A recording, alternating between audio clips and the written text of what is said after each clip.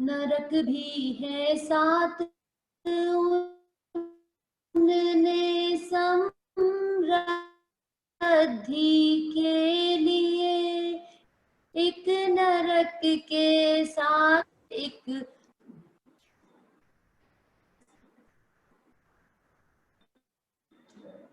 नरक भी है सात। नरक कितने हैं? सात। और व्यसन भी कितने हैं? सात। तो मानो सात नरकों ने अपने अपने नरक में बुलाने के लिए सात व्यसनों को ऊपर स्थापित कर दिया कि भैया नहीं तो ये करेंगे नहीं तो लोग यहाँ आएंगे कैसे। तो इसलिए मानो उन सात नरकों ने ही ऊपर अपनी समृद्धि के लिए, अपने यहाँ पे लोगों को बसाने के लिए सात व्यसनों को स्थापित कर दिया यहाँ मनुष्य लोक में। क्या? देखो, सप्तेव नरकाणी स्यु और ते एक एकम निरूपितम, सात ही नरक है और इसलिए उन सात नरकों के लिए एक एक ये व्यसन है। आकर्षण, आकर्षित करने के लिए, नृणाम मनुष्यों को आकर्षित करने के लिए, एतत् व्यसनम ये व्यसन अपनी समृद्धि के लिए माने सात नरकों ने यहाँ निरूपित किए, स्थापित कर दिए मनुष्य लोग में।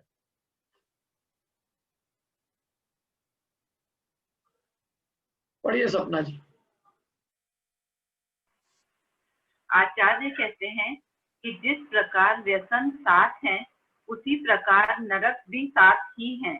इसलिए ऐसा मालूम होता है कि उन नरकों ने अपनी अपनी समृद्धि के लिए अर्थात मनुष्यों को खींचकर नरक में ले जाने के लिए एक एक व्यसन को नियत किया है। हाँ, एक एक व्यसन एक एक नरक में ले जाने के लिए जो है अपॉइंट किए गए हैं। भैया तुम ऊपर जाके खड़े रहो और हमारी जगह लेके आना। जैसे सातवें नरक ने अपना एक व्यसन निरूपित कर दिया, अपना एक आदमी बिठा दिया। सातवें नरक ने एक व्यसन ऊपर अपॉइंट कर दिया, छठे ने एक अपॉइंट कर दिया, पांचवें ने एक कर दिया। जैसे सात नरकों ने सात व्यसन अपॉइंट कर दी। उन्होंने कहा तिरंचों से मत लेके आओ, तिरंचों की क्वालिटी अच्छी नहीं है, जेंट्री नहीं है, अपने को थोड़ी जेंट्री लेके आनी है यहाँ पे। तो उन्होंने कहा ऊपर जाओ, मनुष्यों से अच्छी जेंट्री मिलेगी, अच्छे ये व्यसन करेंगे तो यहाँ अच्छे अच्छे लोग आएंगे। अपने को अच्छे लोगों में बसाना है इस कॉलोनी में, क्या ऐसे ऐसे लोग थोड़ी बसाना है। इसलिए अच्छे लोग तो मनुष्य गति में मिलेंगे, देवगति से तो नरक में कोई जाता नहीं है और नारकी वापिस नारकी बनते नहीं है, और त्रियंश तो बहुत थर्ड क्लास लोग माने जाते हैं। तो इसलिए अच्छे लोगों को बसाने के लिए ये सात नरकों ने सात व्यसन स्थापित कर दिया मनुष्य लोक में कि तुम खींच खींच के यहाँ से हमारे नरक में लेके आना। पाप राजा का सप्त व्यसन रूप साम्राज्य, पाप रूपी राजा जो है ना, उसका ये सात व्यसन का साम्राज्य पूरा, क्या मैंने पूरा उसने ये पूरा उसका सप्त व्यसन रूपी साम्राज्य, पूरे सात व्यसन रूपी उसने लोग अपने बिठा रखे हैं। पाप रूपी राजा ने राज्य करने के लिए सात व्यसनों का साम्राज्य बसा रखा। देखो, धर्म शत्रु विनाशार्थम पापाख्या कुपतेरिय सप्तांग बलावद्राज सप्तांग बलवद राज्यम सप्तवीर व्यसन एकतम। पढ़िए। धर्मराज विनाश हेतु दुष्ट अघनृपने अरे राज्य की सप्तांग सेना रची सातों व्यसन से। कितना बढ़िया लिखा देखो। धर्म शत्रु विनाशार्थम, पाप रूपी राजा ने अपने धर्म शत्रु के नाश के लिए और पापाख्य पाप रूपी पाप के नाम से कुपते खोटे पति ने इस लोक में सप्तांग बलवत सात अंगों के बल के समान सप्तभी व्यसने सात व्यसनों के द्वारा राज्य कृतम राज्य किया है। जैसे सप्त अंग होते ना सेना के, सात अंग होते कि नहीं सेना के, कौन कौन से? घोड़ा, हाथी, रथ, बेल, गंधर्व, नर्तकी, क्या प्यादे, ये सब होते हैं सात प्रकार के। ये सात प्रकार के अंगों से राजा बलवान कहलाता है। ऐसे सप्त व्यसनों से पाप रूपी राजा अच्छा बलवान है, तो उसने धर्म राजा को विनष्ट कर रखा है। धर्म शत्रु को विनाश करने के लिए ये 7 व्यसनों रूपी अंग से वो राज्य कर रहा है।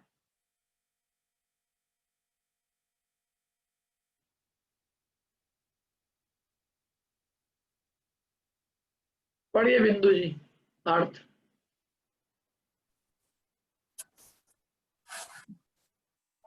आचार्य कहते हैं कि धर्म रूपी बैरी का नाश करने के लिए पाप नामक दुष्ट राजा का सप्त व्यसनों से रचा हुआ 7 अंगों वाला बलवान राज्य है। क्या धर्म रूपी वेरी का धर्म रूपी शत्रु है ना भाई, पाप रूपी राजा का धर्म रूपी वेरी, धर्म रूपी राजा शत्रु है, पाप का धर्म शत्रु है और धर्म का पाप शत्रु है। तो धर्म रूपी वेरी का नाश करने के लिए पाप नामक दुष्ट राजा का ये 7 व्यसनों से रचा हुआ 7 अंगों वाला, माने 7 अंगों का अच्छा बलवान राज्य है। और भी होते हैं ना, जैसे 7 अंग भी होते हैं सेना के, और राजा के भी 7 अंग होते हैं, मंत्री वगैरह होते हैं और सेनापति पुरोहित ये सब चीजें होती है। तो ऐसे 7 व्यसन रूपी अंग से वो पाप रूपी राजा अति बलवान हो रहा है। सप्त व्यसन रूपी 7 अंग से ये पाप राजा ने बलवान होकर धर्म रूपी राजा को नष्ट कर रखा। पढ़िए अनिता जी भावार्थ। भावार्थ, जिस प्रकार राजा सप्तांग सेना से शत्रु पर विजय प्राप्त करता है, उसी प्रकार यह पाप रूपी राजा भी सप्त व्यसन रूपी सप्तांग सेना से धर्म रूपी राजा को जीतना चाहता है। इसलिए जो पुरुष धर्म की रक्षा करना चाहते हैं, उनको इन सप्त व्यसनों का सर्वथा त्याग करना चाहिए। क्या सप्त अंग होते हैं? वैसे भी 7 अंग होते हैं ना राजा के। क्या मंत्री होता है, पुरोहित होता है, सेनापति होता है, सेना होती है, साम दाम दंड भेद और स्वबल होता है, चक्र होता है, आयुध होते हैं, ये सब सप्त अंग होते हैं। इन 7 अंगों से राजा विजय प्राप्त करता है शत्रु पे। उसी प्रकार ये पाप रूपी राजा भी 7 व्यसन रूपी सप्तांग सेना से धर्म रूपी राजा को जीतना चाहता है। इसलिए जो पुरुष अपने धर्म की रक्षा करना चाहते हैं, उनको इन 7 व्यसनों का सर्वथा त्याग कर देना चाहिए। अब आगे पढ़ते देखो, देव पूजन स्तुन की महिमा। प्रपश्यन्ति जनम भक्त्या पूजयन्ति स्तुयन्ति ये, ते चे दृश्याश्च पूज्याश्च स्तुत्याश्च भुवनत्रये।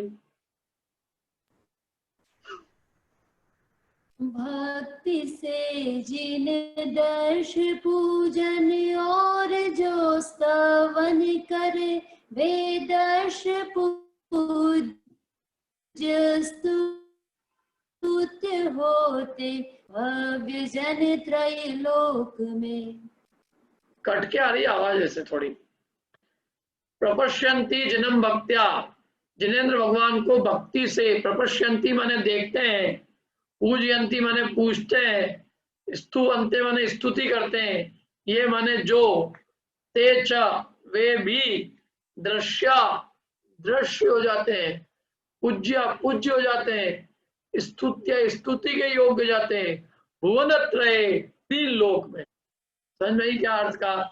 जो भगवान को देखते हैं वे देखने योग्य हो जाते हैं, जो भगवान को पूजते हैं वो पूजने योग्य हो जाते हैं, जो भगवान की स्तुति करते हैं वे स्तुति योग्य हो जाते हैं। क्या? और जो टीवी देखते हैं वो किस योग्य हो जाते हैं, अखबार पढ़ते हैं वो किसके योग्य होते हैं? अखबार के योग्य होंगे, और क्या अखबार रद्दी में जाएगा, वो भी रद्दी में जाएंगे एक दिन। पूज्य कौन है, स्तुत्य कौन है? अरे जो भगवान के गुणों का स्मरण करता है वो स्वयं गुणशाली हो जाता है, जो भगवान को देखता है वो देखने योग्य हो जाता है, जो भगवान की पूजा करता है वो पूजने योग्य है, जो भगवान की स्तुति करता है वो स्तुति करने योग्य है। क्या? जो भगवान का गुणगान करता है उसका स्वयं का लोक उसमें यश में फैल जाता है। तुम गुणगान मात्र कर प्राणी, पावे सुगुण महासुखदानी। जे तू यश निज मुख उच्चारे ते त्यू लोक सुजस विस्तारे। जे तुम यश निज मुख उच्चारे, जो आपके यशगान को अपने मुख से उच्चारित करते हैं, ते त्यू लोक सुजस विस्तारे, उनका 3 लोक में यश विस्तरित होता है। तुम गुणगान मात्र कर प्राणी, पावे सुगुण महासुखदानी। तुम्हारे गुणों का गान करके जीव बड़े अच्छे अच्छे गुणों को, जो कि सुख के देने वाले, उनको प्राप्त करते हैं।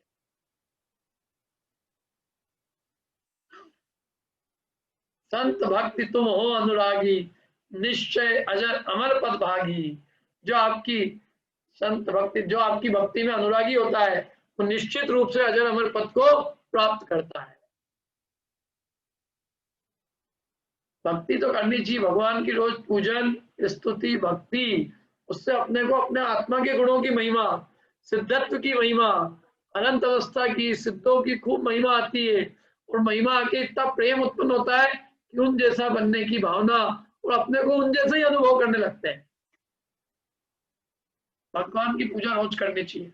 कौन सा अपन बहुत बिजी हो गए, क्यों बहुत बिजी हो गए क्या है? अपने बहुत बड़ा बिजनेस चल रहा है, व्यापार चल रहे हैं, क्यों? साहब 6 खंड का राज्य का बोझा है मेरे ऊपर, मैं नहीं कुछ करूंगा तो इंदौर का क्या होएगा? कुछ नहीं होएगा, जो चल रहा है सब चलता रहेगा। अपने भाग्य से अपने पे किसी का बोझा नहीं है। जब बोझा नहीं है तो निराकुलता से सबसे पहला काम प्रातःकाल भगवान की पूजन स्तुति करना है। जो व्यक्ति ये नहीं करता है, वो पुरुष होकर भी उसका पुरुषपना निरर्थक है। जो पुरुष होके भी जो भगवान के चरण नहीं छूता है, तो पुरुष होने का क्या लाभ हुआ? मनुष्य होके भी जो भगवान के मंदिर जाके पूजा नहीं करता है, तो मनुष्य होने का लाभ क्या मिला है? धोती दुपट्टे पहनने का लाभ होते हुए भी पहनता नहीं है, तो फिर मनुष्यत्व का लाभ क्या? जिनको ये सुविधा मिली है उनको उसका भरपूर भोग करना चाहिए। स्त्री पर्याय को तो भगवान के चरण छूने का अवसर नहीं है, लेकिन जिन पुरुषों को अवसर है और वे भी नहीं छुए, तो उन्होंने अपनी पर्याय निरर्थक की। रोज इसलिए अपने को प्रातःकाल भगवान के चरण जरूर छूना चाहिए, पूजन करना चाहिए, कलश करना चाहिए, प्रक्षाल करना चाहिए, उनके चरणों के निकट बैठ के उन जैसा बनने का भाव करना चाहिए।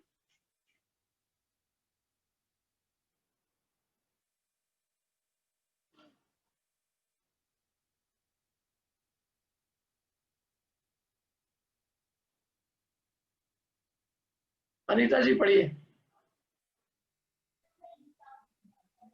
अर्थ: जो भव्य जीव जिनेंद्र भगवान को भक्ति पूर्वक देखते हैं, उनकी पूजा स्तुति करते हैं, वे भव्य जीव 3 लोक में दर्शनीय तथा पूजा के योग्य होते हैं।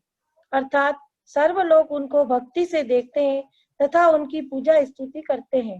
बहुत बढ़िया।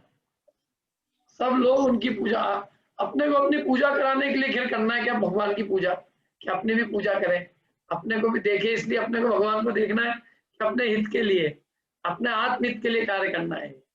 देखो अगला दोहा, जिनेंद्र भगवान की भक्ति से रहित ऐसे गृहस्थ आश्रम को धिक्कार है, उनका जीना बेकार है, उनका जीवित रहना निष्फल है। ऐसा गृहस्थ आश्रम धिक्कार है जिस घर में भगवान को देखा नहीं जाता, जो भगवान जिनेंद्र को नहीं देखते, नहीं पूजते, उनकी स्तुति नहीं करते, उनका जीवन निष्फल है। और ऐसे गृहस्थ आश्रम को धिक्कार है। ये कह रहे हैं आगे, जिनेंद्र भगवान की भक्ति से रहित गृहस्थ आश्रम को धिक्कार है। ये जिनेंद्रम न पश्यन्ति पूजयन्ति स्तुवन्ति न, निष्फलम जीवितम तेषा दीक्षाग्रह आश्रमम। पढ़ो इसको अच्छे से। जिन देव दर्शन स्तवन पूजन नहीं जो करे, धिक्कार उनका गृहस्थाश्रम और अधिक निष्फल जन्म। हाँ, उनका गृहस्थाश्रम धिक्कार है। वे क्या कर रहे हैं? वे वही काम कर रहे हैं जो तिर्यंच लोग करते हैं। क्या करते हैं तिर्यंच? अपने बाल बच्चों का पालन पोषण। क्या तिर्यंच भी, खैर तिर्यंचों के भी हो जाते हैं, कुकर सुकरी के भी, माने पंचेंद्री के विषय भोग और परिवार का पालन पोषण, यही काम कर रहे हैं ना, और क्या कर रहे हैं बताओ। कुकरी सुकरी भी जो काम कर लेती है, वो काम करने में हम अपने आप को बड़ा बड़ा गौरवान्वित और बड़ा महान अनुभव करते हैं। हमने अपने बच्चों का ऐसा पोषण किया, किसी माँ ने नहीं किया होगा। अरे सबके माओ के बच्चे पल रहे हैं भैया, नहीं पल रहे हैं, सब बड़े होते हैं, सब पढ़ते हैं, सब करते हैं। वास्तव में सफल तो मनुष्य जन्म उससे है जिसमें आप भगवान की भक्ति करो, उनकी स्तुति पूजा करो, तो जीवन सफल है। अन्यथा तो मनुष्य और तिर्यंचों में क्या अंतर है।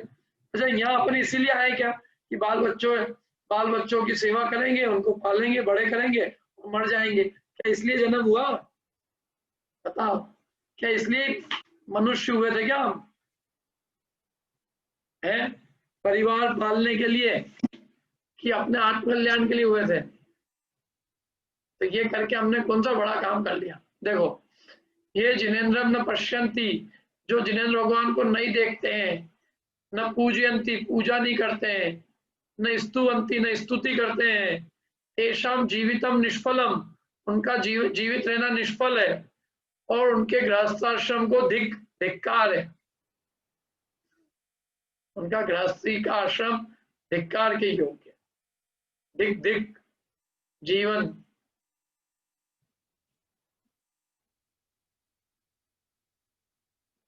पढ़िए अर्चना जी। जो मनुष्य जिनेन्द्र भगवान को भक्ति से नहीं देखते हैं और न उनकी भक्ति पूर्वक पूजा स्तुति ही करते हैं, उन मनुष्यों का जीवन संसार में निष्फल है तथा उनके गृहस्थ आश्रम को भी धिक्कार है। हाँ, उनका गृहस्थ आश्रम धिक्कार के योग्य, कुछ भी उसमें प्रशंसा का कुछ नहीं है, धिक नहीं है। एक भजन है, धिक नर सम्यक तो बिना हो, तो एक अलग भजन है। क्या मतलब उनका मनुष्य जीवन गृहस्थाश्रम गृहस्थी में रहना धिक्कार के योग्य, क्या उसमें कुछ भी प्रशंसा योग्य नहीं है। देखो, अपने को भी ऐसे लोगों की प्रशंसा में एक शब्द भी नहीं बोलना चाहिए जिनके जीवन में धर्म नहीं है। भले लौकिक में सब अच्छा हो, लेकिन भगवान की पूजा स्तुति नहीं करते, दर्शन नहीं करते, तो वे लोग तो धिक्कार के पात्र है। उनकी प्रशंसा नहीं, ये तो निंदा है, निंदा योग्य, प्रशंसा योग्य तो ही नहीं। ठीक है, इतना ही रखते हैं अपन, कोई प्रश्न तो पूछ लीजिए।